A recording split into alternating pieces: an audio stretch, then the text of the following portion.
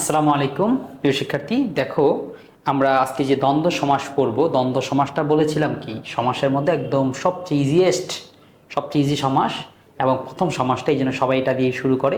কারণ যদি দ্বন্দ্বটা সমাস পারার কারণে আমি যদি একটা সমাসও নির্ণয় করে ফেলতে পারি, বা ভাগ্য ভালো থাকে একাধিক সমাস যদি আমার কমন পড়ে যায়, তাহলে ভালো না? এই জন্যই সহজ থেকে আসলে পড়াটা উচিত। আমরা তোমাদের জন্য সেই কাজটাই করছি। প্রথম রেখেছি দ্বন্দ্ব সমাস। তো আমাদের আগের ভিডিও, বেসিক ভিডিও কিন্তু দেখতে হবে। বেসিক ভিডিও না দেখলে কিন্তু এই ভিডিওগুলোর মূল্য বা মহত্বটা বুঝতে পারবো না। আশা করি তোমরা ধারাবাহিকভাবে দেখে এসেছো। তো না হলে খুঁজে বের করো, প্রয়োজনে জিজ্ঞাসা করো, তারপর সেখান থেকে দেখো। আচ্ছা, দ্বন্দ্ব সমাস বলতেছি। দ্বন্দ্ব সমাস কাকে বলে? সংজ্ঞা তো আর মুখস্থ করার প্রয়োজন নেই। সংজ্ঞাটা যদি সমাসটা বুঝতে পারো, সংজ্ঞা তুমি নিজেই বানাতে পারবা। ওই যে বলছিলাম, দেখো দ্বন্দ্ব সমাসটা এমন হয়, এখানে কি যে যতগুলো সমান পদ থাকে সবগুলো অর্থেই প্রাধান্য পায়, অর্থাৎ যতগুলো শব্দ দেশে গঠিত হয়। এবং দ্বন্দ্ব সমাস পড়ার ক্ষেত্রে বা তোমার যদি বই বা যেখানেই থাকুক না কেন, তুমি এখানে একটা লিখে রাখো জোড়া সমাস।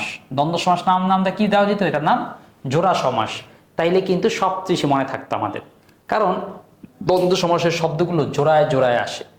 এই জোড়াটা দেখলেই আমরা মূলত বুঝে ফেলবো কোনটা মূলত দ্বন্দ্ব সমাস। যেমন দেখো, ও এবং আর, এই তিনটা অব্যয়পদ থাকে। যেমন আয় ও ব্যয়, ভালো এবং মন্দ, চা আর বিস্কুট, দেখছো? হাট ও বাজার, যে ও সে, হেসে ও খেলে, শুভ্র তুষার, এগুলো কি দ্বন্দ্ব সমাসের উদাহরণ। আচ্ছা, এখানে একটা প্রশ্ন আসে, তোমরা কনফিউশন হয়ে যাবা, তাহলে স্যার সবগুলো শব্দের মাঝখানে একটা ও দেওয়া যায়? পরীক্ষায় আসলো হচ্ছে কাজল কালো, কাজল ও কালো, সবটার মাঝখানটা করে ও দিয়ে দিলে তাহলে তো দ্বন্দ্ব সমস্যা হয়ে যায় না। তোমাকে বুঝতে হবে মাসেলে আসলে ওটা দিলে হয় কি না, এটা কি জোড়া সৃষ্টি করছে কিনা। দেখো, হাট বাজার, হাট ও বাজার তুমি দিয়েছো মিলে, কারণ হাট বাজার প্রায় একই জিনিস। যে ও সে দুইটাই সর্বনাম, হেসেও খেলে দুইটাই সর্বনাম। কিন্তু তুষার শুভ্র, তুষার আর শুভ্র কি এক জিনিস? শুভ্র মানে সাদা, তুষার মানে হচ্ছে তুষারপাত। যদি বলে শুভ্র ও হচ্ছে কৃষ্ণ, মানে কালো এবং সাদা, তাইলে মিলতো। যদি বৃষ্টি ও তুষার, তাহলে মিলতো। কিন্তু তুষার আর শুভ্র, একটা হচ্ছে বিশেষণ, একটা হচ্ছে বিশেষ্য, এটা তো ভাই মিললো না। তাইলে এই জিনিসটাই তোমাদের মাথায় রাখতে হবে। খালি মাঝখানটা ও দিয়া দিলেই দ্বন্দ্ব সমাস না, এটাকে মাথায় রাখতে হবে। আচ্ছা, দ্বন্দ্ব সমাসে তুমি যে কাজটা করবা সেটা হচ্ছে কি, জীবনের জন্য একবার করে এই প্রত্যেকটা উদাহরণ একবার করে পড়বা। এই উদাহরণ পড়ার ক্ষেত্রে এমন কোনো শব্দ যদি থাকে যেটা তুমি অর্থ বুঝো না, সেটাকে এরকম গোল করে দাগ দিবা, যাতে কি তুমি সার্চ দিয়ে জেনে নিতে পারো। কারণ যেগুলো পড়ছো সেটা তো পারোই, মাসি পিসি, জিন পরি, চা বিস্কুট, রবি শশী। রবি শশী তুমি বুঝো না, প্রশ্ন করো বা সার্চ দাও, খোঁজ নাও।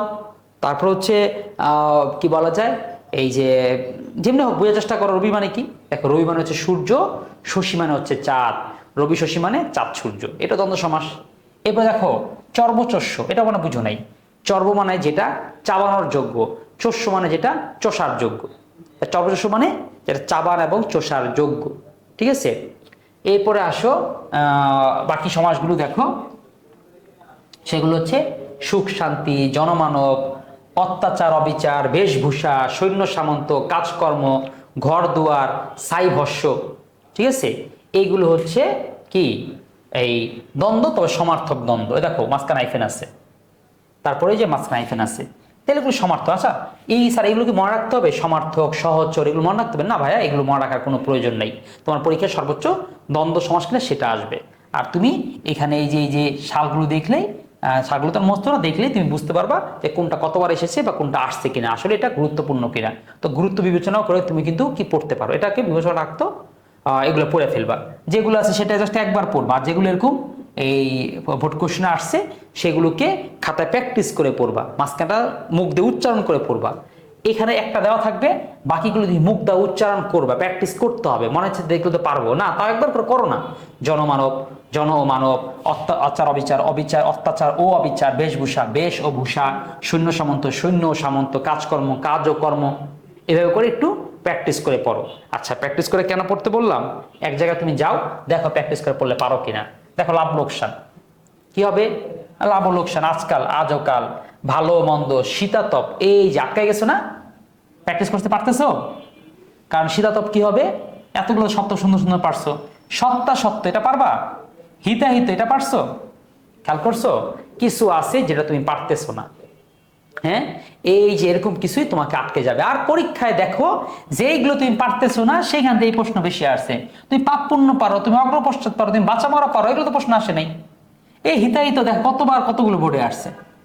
তার মানে দ্বন্দ্ব সমাস এত সহজ, এত সহজ, এই জন্য সহজগুলো তোমাকে দেয় না, এখানে দেয় হচ্ছে কঠিনগুলা। বুঝতে পারছো? আচ্ছা, তাহলে এইগুলোর উত্তর তাহলে কই? আচ্ছা, সেটা উত্তর কই দেখাচ্ছি। এরপরে দেখো আকার ইঙ্গিতে, এরপর সংখ্যাবাচক আছে, একটা আছে বহুপদী, দুইটা পদ না একাধিক শব্দ দিয়ে বহুবচন হচ্ছে, যেমন রূপ রস গন্ধ স্পর্শ, সাহেব বিবি গোলাম, তেলনুর লাকড়ি, পরীক্ষা আসছিল 22 সালে, পদ্মা মেঘনা যমুনা। হ্যাঁ, তো কিভাবে করবা? পদ্মা মেঘনা ও যমুনা করে ফেলতে হবে। তারপরে তুমি দেখো একশেষ দ্বন্দ্ব, এইটাকে দেখছো চেষ্টা চিহ্ন দেওয়া আছে কিন্তু, অর্থাৎ বাকিগুলোর প্রকারভেদ মনে রাখার দরকার নেই, কিন্তু এই যে স্টার চিহ্ন দেওয়া আছে যে তিনটার, এই চারটার একদম ভালো করে বুঝে পড়তে হবে। কারণ তোমাদের প্রশ্ন সবচেয়ে বেশি দেখছো এইগুলো থেকে কিন্তু আসতেছে। দেখছো এখানে কিন্তু প্রশ্ন আসে নাই, আর প্রশ্ন আসে নাই, কিন্তু এই জায়গার একটাও কিন্তু বাদ নাই যে প্রশ্ন আসে নাই। তো এখানে সবচেয়ে বেশি প্রশ্ন যদি আসতেছে, মানে এটাই আর কি সবচেয়ে মানে কি বলা যায় ভালো দিক, যেটা সাজেশনটা তুমি নিজে থেকে নিজে বুঝে ফেলতেছো। আচ্ছা, তাহলে একশেষ দ্বন্দ্ব কি? একশেষ দ্বন্দ্ব একটু ব্যতিক্রম টাইপের দ্বন্দ্ব। সব দ্বন্দ্ব প্রশ্ন জোড়ায় জোড়ায় কাজটা 7-5, কিন্তু এখানে তুমি আমরা কি করবা? আও মরা নাকি আম ওরা? না, এটা হচ্ছে তুমি আমি ও সে, অর্থাৎ এই আমরা বলতে যাদেরকে বোঝায় তাদের মিলেলে হয় আমরা। এখানে তুমি আরো কিছু বলতে পারতা, তুমি, আমরা ও তারা, তাহলে তোমরা, আমরা ও হচ্ছে তারা, এটুকু তো হতে পারতো। ঠিক আছে, এইভাবে করেও আসলে পড়তে পারো বা পড়বা। এবার দেখো অলুক দ্বন্দ্ব, দুধে ভাতে, কি হবে? দুধে ও ভাতে, বনে ও বাদারে, হাতে ও পায়ে, পথে ও ঘাটে, কাগজে কলমে, চলনে বলনে, মায়ে ও যে মাঝখানে ওগুলো হবে। এরপর নিপাতনের শীত দেখো অরাত্র, অহ ও রাত্রি, দম জায়া ও পতি, কুশ ও লব, অহ ও নিশ, মানে দিন এবং রাত। দেখছো এইভাবে করে এগুলো ব্যাস বাক্য করতে হবে। আচ্ছা, এখন একটা জিনিস ইম্পর্টেন্ট দেখাই, ওই যে বললাম ব্যাস বাক্য কই, জানি এরকম কিছু শব্দ আছে যেগুলো ব্যাস বাক্য তোমার কনফিউশন হবে, আর এইগুলো সবচেয়ে বেশি পরীক্ষা আসে, সেইগুলো আমরা এখানে দিয়ে দিলাম। এবার এখান থেকে তুমি দেখে নাও, দেখো এইগুলোকে তুমি একদম মুখস্থর মতন করে ফেলবা, কারণ ওইগুলো তুমি পেরেছো এবং পারবাও। তোমাকে যদি না পারো তাহলে এই কটা থেকে, এবং তোমাকে যদি আটকায় তাহলে এই কটা থেকে। ঠিক আছে, দেখছো আমরা কত স্টাইল করে দিয়েছি, সহজগুলো কঠিনগুলো ক্যাটাগরি করে দেওয়া। দেখো দম্পতি কি হবে? জায়া ও পতি।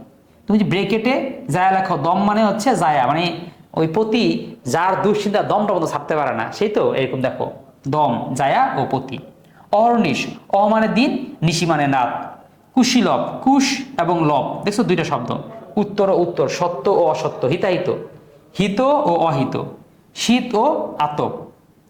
আতপ মানে গরম, তুমি সেটা কি বলতে? শীত ও তাপ। অনেকে এটা করে শীত ও তাপ, কিন্তু পরীক্ষা ভুলতে হবে, দিতে হবে কি? শীত ও আতপ। আদ্যন্ত, আদি ও অন্ত। এই যে তুমি করছিল কি হিতাহিত, এই দেখছো হিতাহিত কি হবে? হিত ও অহিত মানে কি? মানে তার হিতাহিত জ্ঞান নাই। হিত মানে উপকার, অহিত মানে অপকার, অর্থাৎ তার উপকার অপকারের জ্ঞান নেই, এটা বলতে হিতাহিত বুঝায়। তারপর গতায়ত, গত ও আয়াত, বললাম গতায়ত জীবনে কত কিছু দেখলাম, গত মানে হচ্ছে যেটা চলে গেছে, আয়াত মানে যেটা আসবে, অর্থাৎ গতায়ত জীবন, যেটা যে চলে যাচ্ছে আবার যেটা সামনে আসতেছে। এই তো এইভাবে করে আসলে মূলত পড়াগুলো হয়। আগা গাছ তলা, আগে পেছনে ও তলায়, তোরা, তুই ও সে, কায় মনোবাক্য, কায় মন ও বাক্য। এইভাবে করে কি হয়? শব্দগুলো মূলত তৈরি হয়, শব্দগুলো এইভাবে করে আমাদের পারতে হবে, পড়তে হবে। ঠিক আছে, আমরা পরবর্তী ভিডিও দেখবো হচ্ছে অব্যয়ভাব। তো দ্বন্দ্ব সমাস যেহেতু পড়ে ফেলছি, দ্বন্দ্ব সমাসের জন্য তোমরা যখন পড়ে ফেলছো, এটা পড়ার পরে আমাদের এখানে যে প্র্যাকটিসটা আছে, শুধু এই প্র্যাকটিসটা তুমি করে ফেলো, দেখো তুমি কত পাচ্ছ। ঠিক আছে, কারণ একটা করে পড়বে, একটা করে প্র্যাকটিসটা করে ফেলবা। এই যে নিচের বোর্ড কোশ্চেনের মধ্যে যে দ্বন্দ্বগুলো আছে সেগুলো সব পড়ে ফেলো।